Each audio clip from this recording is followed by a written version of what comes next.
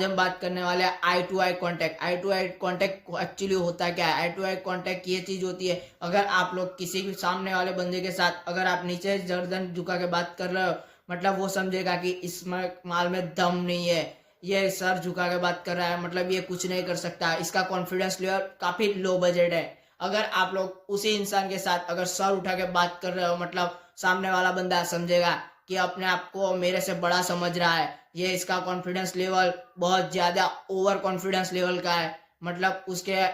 आंखों में आप लोग गिर जाओगे। अगर आप लोग आई टू आई कांटेक्ट, अगर आपके सामने सीएम हो, आईपीएस ऑफिसर हो, एसपी हो, कलेक्टर हो, कोई भी हो, वो जैसे बात कर रहा है वैसे बात करो, आई टू आई कांटेक्ट होना चाहिए,